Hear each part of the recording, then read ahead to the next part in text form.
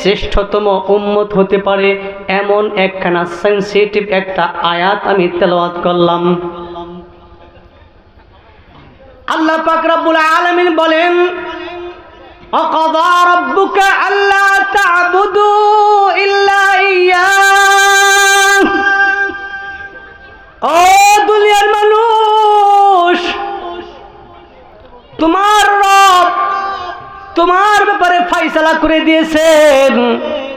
চূড়ান্ত ফয়সালা, ইবাদত করবা তো করবা একমাত্র আল্লাহর জন্যই করবা, আল্লাহ ছাড়া আর কারো ইবাদত চলবে না। দ্বিতীয় নাম্বার, ওয়াবিল ওয়ালিদাইনি ইহসানা, পিতামাতার সঙ্গে ইহসানমূলক আচরণ করবা, ভালো আচরণ করবা, সুন্দর ব্যবহার করবা। রব্বে কারীম বাবা মায়ের জন্য ইহসান শব্দটা যে ইউজ করলেন, ইহসান শব্দ বলার পরে আর কিছু বলার দরকার ছিল না, এমন একটা শব্দ চয়ন করছেন যেই শব্দটা পিতা মাতার জন্য যথেষ্ট ছিল। কিন্তু রব্বে কারীম পিতামাতার মান মর্যাদা সম্মান এত উঁচা এত উঁচা এত উঁচা মাকাম করে দিয়েছেন, এত উঁচা মর্তবায় পৌঁছে দিয়েছেন, স্বয়ং রব নিজে আবার ব্যাখ্যা বিশ্লেষণ করে বলতেছেন, ইম্মা ইয়াবলুগান্না ইনদাকাল কিবারা আহাদুহুমা আও কিলাহুমা ফালা তাকুল লাহুমা উফফিন ওয়ালা তানহারহুমা ওয়া কুল লাহুমা কাওলান কারীমা। আমার মালিক ডেকে বলেন, ও দুনিয়ার ছেলে সন্তানরা শোনো শোনো, তোমার বাবা তোমার মা দুজনের একজন কিংবা উভয়জন বার্ধক্য অবস্থায় যদি তোমার কাছে উপনীত হয়, বার্ধক্যজনিত কারণে তোমার আয়ত্তে যখন চলে আসবে, সাবধান সাবধান, পিতা মাতার প্রতি বিরক্ত হয়ে কখনো ওহ শব্দটুকু বলবা না। সময় সংক্ষিপ্ত, এই জন্য ব্যাখ্যা করার সুযোগ পাইলাম না। আল্লাহ বললেন ওহ শব্দটুকু তুমি তাদেরকে বলবা না। তাহলে কি কথা বলবো? ওয়াকুল লাহুমা কাওলান কারীমা। আল্লাহ কিন্তু রব্বে কারীম, কারীম রব, এই কারীম শব্দটা মা বাবার ক্ষেত্রে ইউজ করলেন স্বয়ং রব। কাওলান কারীমা, নরম নরম কথা বলবা, না চাইতে বাবা মার লগে সুন্দর ব্যবহার করবা, বাবা মায়ের সঙ্গে আহ্লাদ করে করে কথা বলবা, যেন তোমার কথায় বাবা মা সন্তুষ্ট হয়ে যায়। কারণ বাবা মা যদি সন্তুষ্ট হয়ে যায় সন্তানের কপাল খুলবে। এই জন্য কারীম কারীম, নরম নরম, সুন্দর সুন্দর, মায়া দিয়ে আহ্লাদ দিয়ে ছোট্ট ছোট্ট ভাষায় মা বাবার লগে কথা বলবা। এটুকু বলেই আল্লাহ ক্ষান্ত হন নাই। 24 নম্বর আয়াতে আবার বলতেছেন, ওয়াখফিদ লাহুমা জানাহাদ দুল্লি মিনার রাহমাহ। ও দুনিয়ার যুবকরা শোনো, মন দিয়ে শোনো, ধ্যান দিয়ে শোনো। ওয়াখফিদ লাহুমা জানাহাদ দুল্লি মিনার রাহমাহ, অনুকম্পার সঙ্গে, অনুকম্পার সাথে বিনয়ের বাহুকে, বিনয়ের পাখাকে মা বাবার উপরে তুমি সম্প্রসারিত করে দাও। আল্লাহ পাক রব্বুল আলামিন জানাহ শব্দ দিয়েছেন, ওয়াখফিদ লাহুমা ডাউনফল করতে বলছেন। জানাহ শব্দ হলো পাখির ডানা। মানুষের কি ডানা আছে? পাখা আছে? পাখা নাই। এই জানাহুন শব্দের অর্থ হচ্ছে পাখা, যা পাখির পাওয়া যায়, মুরগির পাওয়া যায়। আল্লাহ পাখির ডানার সঙ্গে একটা যুবকের ডানার সঙ্গে উদাহরণ করতেছে, অথচ যুবকের ডানা নাই। তাহলে কি বোঝাচ্ছেন? আল্লাহ এটাই বোঝাচ্ছেন, ওরে যুবক, মা বাবা তোমার কাছে যখন বৃদ্ধ অবস্থায় পৌঁছবে তখন তোমার রহমতের ডানাটা তুমি তাদের উপর বিছায় দিবা, অর্থাৎ তাদেরকে তোমার আশ্রয়ে এমন ভাবে রাখবা যেমন নাকি একটা পাখি তার সন্তানগুলোকে পাখার নিচে স্থান দেয়, বাচ্চাগুলোর উপরে পাখাটা সম্প্রসারিত করে, শুধু উঁচা করে দেয় না, এই পাখার অগ্রভাগটা ডাউন ফল করে নিচু করে দেয়, পাখির বাচ্চাগুলোকে আগলায়া বুকের সঙ্গে একত্র করে ওইভাবে আশ্রয় দেয়, যাতে করে পাখির এই বাচ্চাগুলো বুঝতে পারে এখন আমি আমার মায়ের ডানার নিচে আশ্রয় গ্রহণ করেছি, পৃথিবীর এমন কোনো শক্তি নাই এই মায়ের ডানার নিচ থেকে আমাকে আক্রমণ করে নিতে পারে। ও দুনিয়ার যুবকেরা শোনো, মা বাবা যখন বৃদ্ধ অবস্থায় তোমার আমার কাছে চলে আসবে, মা বাবাকে এতটা ভালোবাসবা, এতটা মহব্বত করবা, মহব্বত এবং করুণার ছায়া তুলে এমন ভাবে আশ্রয় দিবা মা বাবা যেন এটা ভাবে আমার সন্তানের আশ্রয়ে আমি এমন ভাবে আছি, দুনিয়ার এমন কোনো শক্তি নাই মৃত্যু ছাড়া আমার এই সন্তানের কাছ থেকে অশান্তিমূলক জায়গার মধ্যে সুমাইরা নিয়ে যেতে পারে। এমন ভাবে বাবা মাকে এমন ভাবে প্রায়োরিটি দিয়া মহব্বত করে তাকে আগলা বুকের সঙ্গে রাখতে হবে। অকুর রব্বির হামহুমা কামা রব্বায়ানি সাগীরা, এরপরে বেশি বেশি মা বাবার জন্য দোয়া করবা, ওগো আল্লাহ আমার বাবা মাকে তোমার রহমতের কোলে এমন ভাবে রাখো যেমন নাকি আমার বাবা মা ছোট্টবেলায় আমাকে আদর এবং স্নেহের কোলের মধ্যে রাখছিল, এমন ভাবে তুমি তোমার রহমতের কোলে রাখো। আমি হয়রান পেরেশান, আল্লাহ তাআলা মা বাবাকে এত সম্মান কেন দিলেন? এইটা নিয়ে যখন আমি ভাবি তখন আমার অনেক কিছু বুঝে আসছে। আল্লাহ তাবারক ওয়া তাআলা অপর একটা আয়াতের মধ্যে সেগুলা বলতেছেন, অনেক ব্যাখ্যাবহুল কথা বলার সময় নাই, সংক্ষেপে বলতেছি। আল্লাহ তাআলা বলেন, ওয়াসাইনাল ইনসানা বিওয়ালিদাইহি ইহসানা, আল্লাহ তাআলা আদেশ করছেন বাবা মাকে তাদের সঙ্গে উত্তম আচরণ করো। কেন করবা? কেন কয় এই জন্য যে হামালাতহু উম্মুহু কুরহা, তিনি অনেক কষ্ট করে তোমাকে গর্ভে ধারণ করছেন। সূরা তারিকের 5 নম্বর আয়াতে আল্লাহ বলেন, ফালয়ানজুরিল ইনসানু মিম্মা খুলিক, মানুষের জন্য উচিত সে যেন চিন্তা করে আল্লাহ কেমন করে তাকে সৃষ্টি করেছেন। যদি মানুষ চিন্তা করতে যায়, সূরা মুমিনুনের 12 নম্বর আয়াতের দিকে একটু নজর দিতে হবে। আল্লাহ বলেন, ওয়ালাকাদ খালাকনাল ইনসানা মিন সুলালাতিন মিন তিন,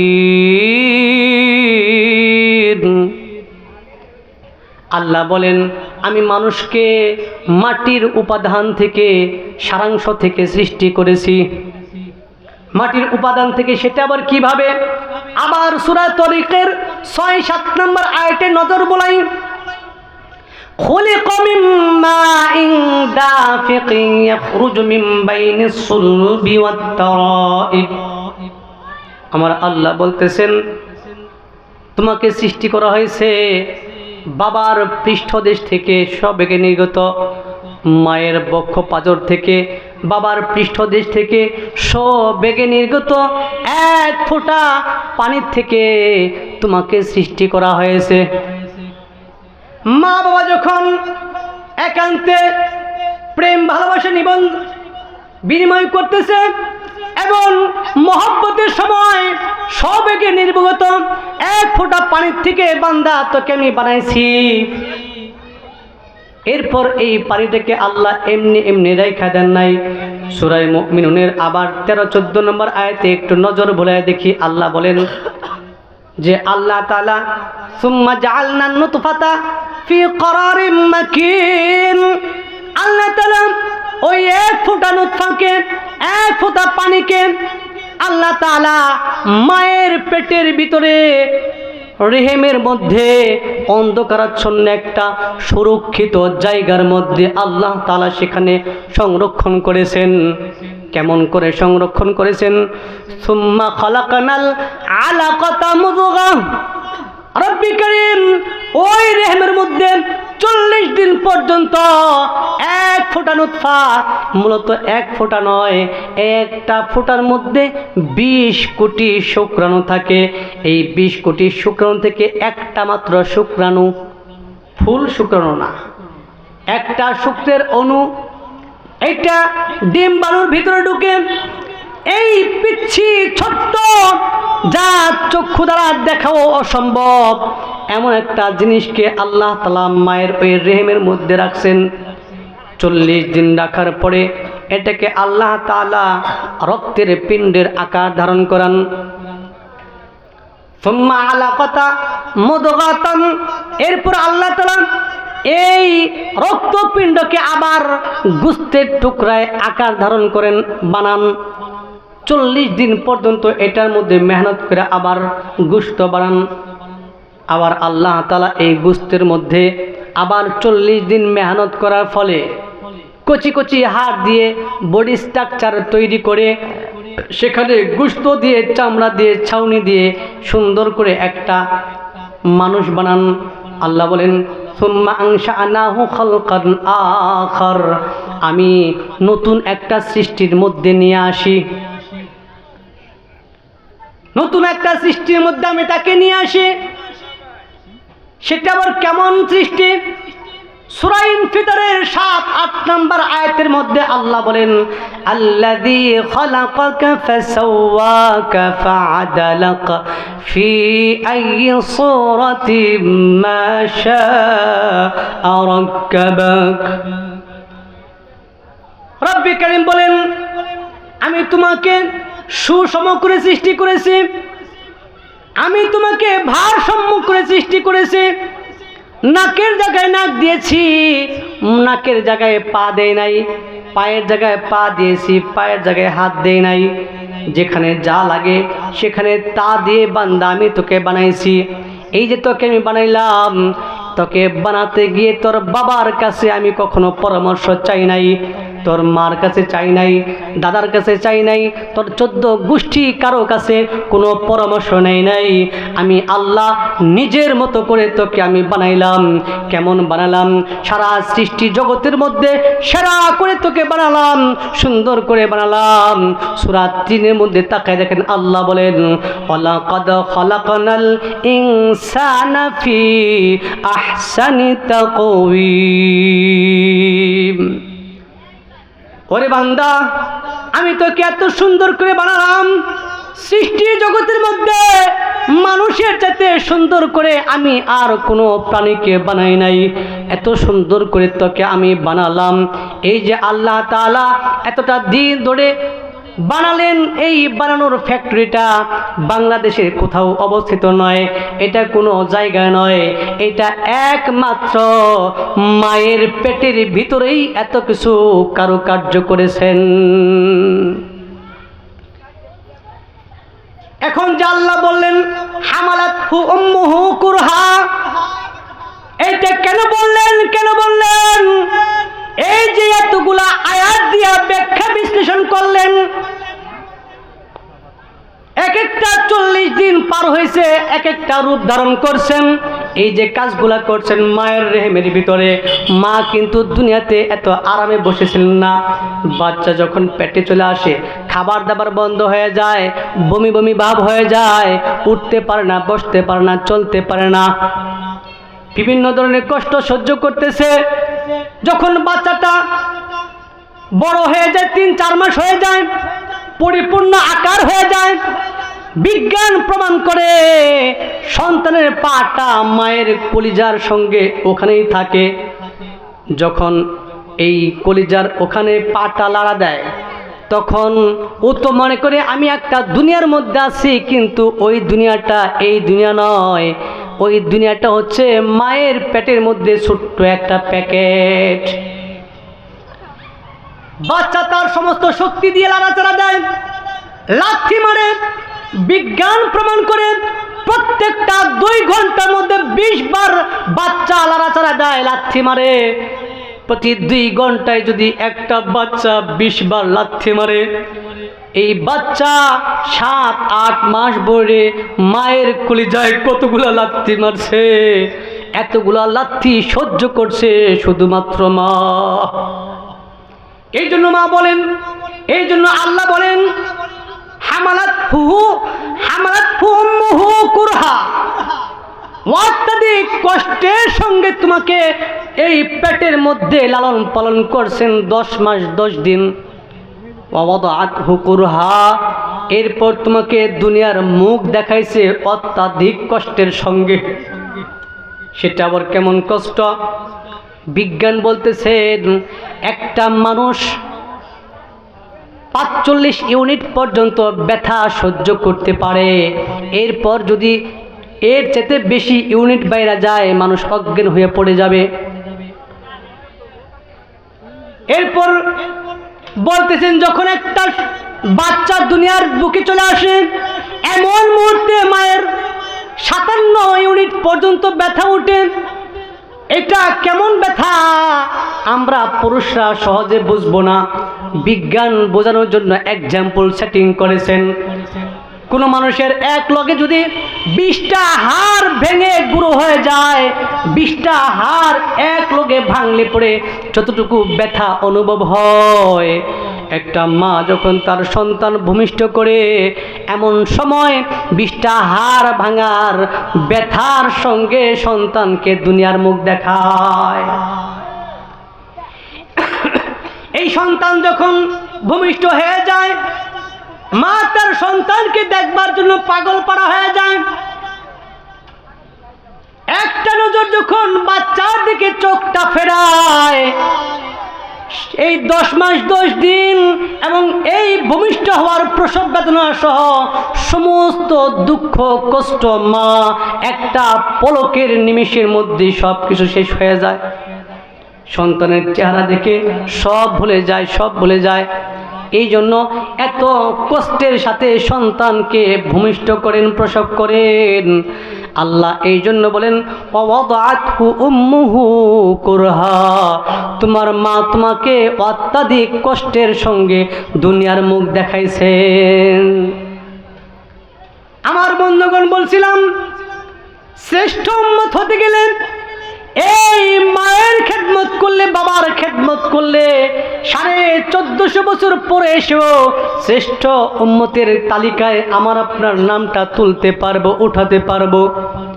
কারণ ওই যে ওমরে ফারুক এত বড় একজন ব্যক্তি, যে কিনা এত তাকওয়া তার অন্তরে লালন করছেন, যে পেটের মধ্যে এক লুকমা খাবারকে তিনি হজম হইতে দেন নাই। শুধু কি তাই, এই উমর ইবনুল খাত্তাব রাদিয়াল্লাহু তাআলা আনহু, তিনি এমন একজন শাসক, তার চোখের দিকে তাকিয়ে কেউ কথা বলবে এমন লোক দুনিয়ায় ছিলেন না।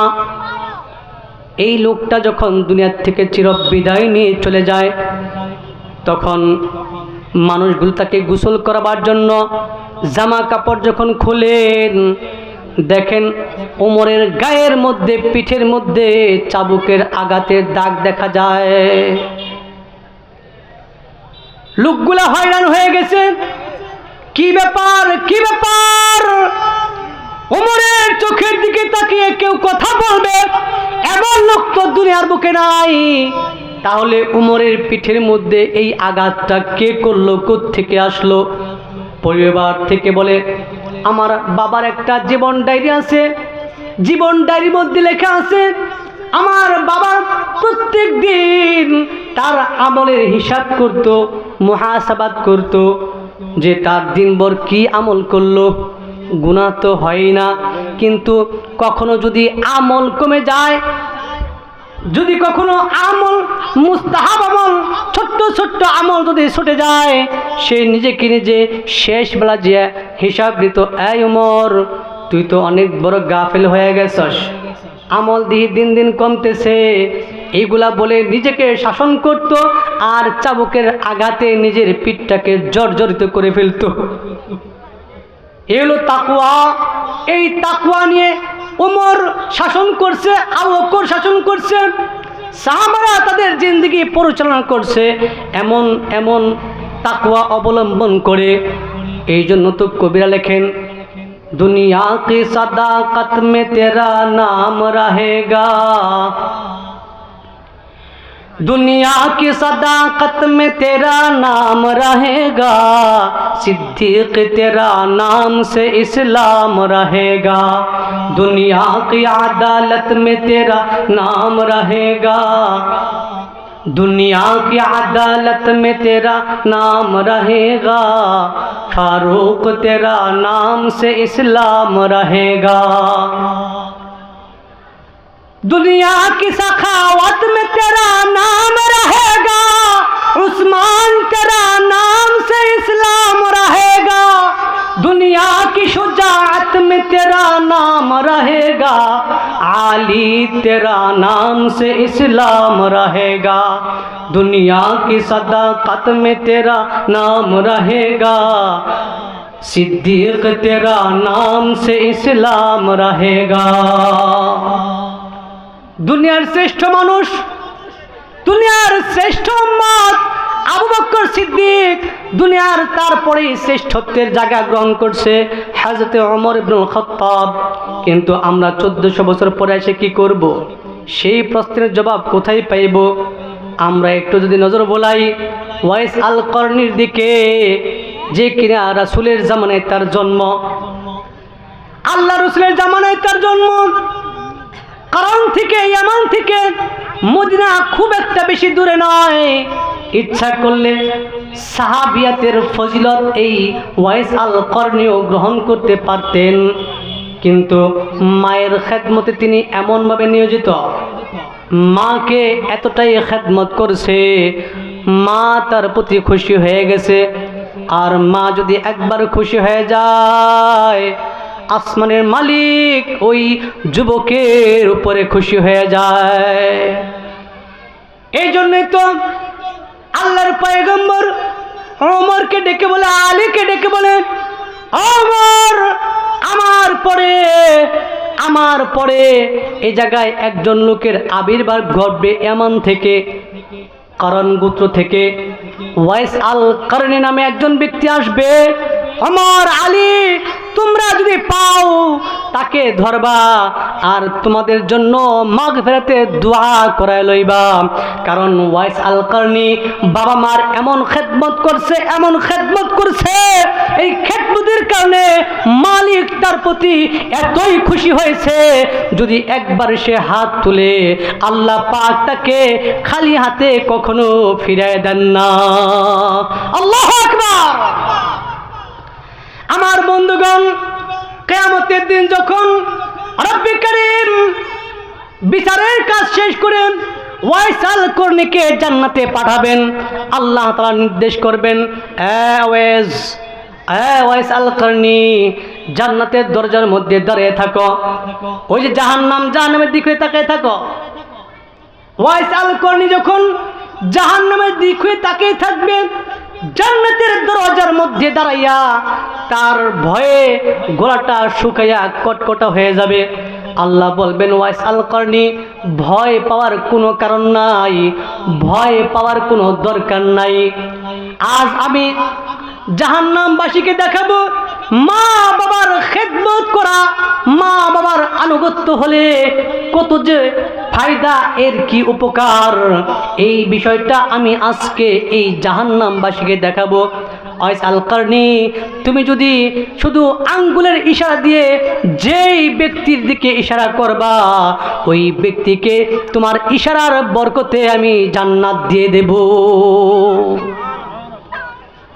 ওয়াইস আল করনি মা বাবার এত খেদমত করছে, এত খেদমত করছেন, রব তার প্রতি খুশি হয়ে গেছেন, এখন সে এই আঙ্গুল দিয়ে যদি পাক্কা জাহান্নামীকে ইশারা করবে, জাহান্নামের আগুনে ধকধক করে জ্বলতেছে, এই জ্বলন্ত মানুষটাকে আল্লাহ তাআলা মাফ করে দিয়ে জান্নাত দিয়ে দেবেন। একটাই মাত্র কারণ, সে মা বাবার খেদমতে এই ফজিলত অর্জন করেছে। আল্লাহর পয়গম্বর মা বাবার এতটা সম্মান দান করেছেন, বিদায় হজের সময় পয়গম্বর আরবি যখন মায়ের কবরের পাশে চলে যায়, মায়ের কবরের পাশে দাঁড়াইয়া যার যার হয়ে কান্নাকাটি করতেছে, চোখ বেবে পানির ফোঁটা পড়তেছে। তু জাহানের সর্দার মুহাম্মদুর রাসূলুল্লাহ সাল্লাল্লাহু আলাইহি ওয়াসাল্লাম তিনি বলতেছেন, উম্মি, ও আমার মা, আজ যদি তুমি জীবিত থাকতা আর যদি আমাকে তুমি ডাক দিতা, আজকে যদি তুমি জিন্দা থাকতা, আমি মুহাম্মদ যদি নামাজে দাঁড়াইতাম, সূরাতুল ফাতিহা শেষ করতাম, এরপর আমি আবার সূরা একটা আরম্ভ করতাম। এমন সময় মা তুমি যদি আমাকে একটা ডাক দিতা, ইয়া মুহাম্মদ, খোদার কসম এই নামাজটাকে তরক করে দিয়া আমি দৌড়িয়া মার ডাকে সাড়া দিয়া বলতাম, লব্বাইক ইয়া উম্মি লব্বাইক। আমি নামাজকে তরক করে দিয়ে মার ডাকে সাড়া দিয়ে বলতাম, মা আমি তোমার দরবারে উপস্থিত, তুমি কি বলো। এই হলো মুহাম্মদুর রাসূলুল্লাহ। তিনি বলেন ক্বালান নবিয়্যু সাল্লাল্লাহু আলাইহি ওয়াসাল্লাম, রিদর রব্বি রিদল ওয়ালিদাইন, রিদর রব্বি তাবারাক ওয়া তাআলা রিদল ওয়ালিদাইন ওয়া সাখাতুর রব্বি তাবারাক ওয়া তাআলা ফি সাখাতুল ওয়ালিদাইন। আল্লাহ তাআলার সন্তুষ্টি মা বাবার সন্তুষ্টির মধ্যেই পাওয়া যায়, আল্লাহ তাআলার অসন্তুষ্টি মা বাবার অসন্তুষ্টির মধ্যেই নিহিত এখানেই পাওয়া যায়। যেই যুবক, যেই সন্তান মা বাবার আনুগত্য হয়, আল্লাহ তাআলা তার প্রতি কেমন খুশি হয়। হুমা জান্নাতুকা হুমা নারুকা, এই মা বাবা তার জন্য জান্নাত হয়ে যায়, এই মা বাবাই তার জন্য জাহান্নাম। আমার বন্ধুগণ, এই জন্য পিতামাতার খেদমত অপরিহার্য। ছোট্ট একটা কথা বলে শেষ দেব। আল্লামা আবুল্লাহ ইসকান্দলুবি রহমাতুল্লাহি আলাইহি তিনি লেখেন, আল্লাহ তাআলা বলছেন, আকিমুস সালাতা ওয়া আতুজ যাকাহ, তোমরা নামাজকে কায়েম করো, যাকাত প্রদান করো। আল্লাহর দুনিয়ায় যেই বান্দা নামাজ কায়েম করে, যাকাত প্রদান করে না, আল্লাহ তাআলা ওই ব্যক্তির নামাজ কবুল করে না। আল্লাহ তাআলা আর বলেন, আতিউল্লাহ ওয়া আতিউর রাসূল,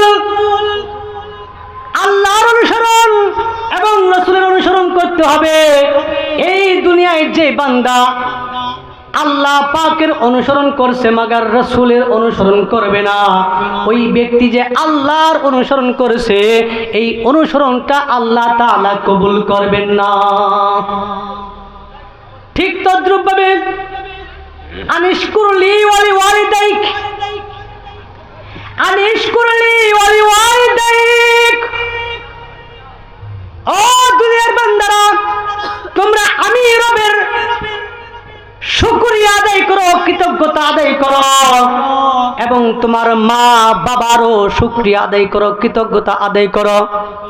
আবুল্লাহ ইসকান্দলুবি রহমাতুল্লাহ আলাইহি লেখেন, এই দুনিয়ার বুকে যেই সন্তান রব্বে কারিমের কৃতজ্ঞতা আদায় করে, রবের শুকর আদায় করে, মাগার মা বাবার কৃতজ্ঞতা আদায় করে না, রব্বে কারিম ওই সন্তানের এই যে শুকরিয়া আদায় করছে, আল্লাহর কৃতজ্ঞতা এটাকে কবুল করে নেবেন না।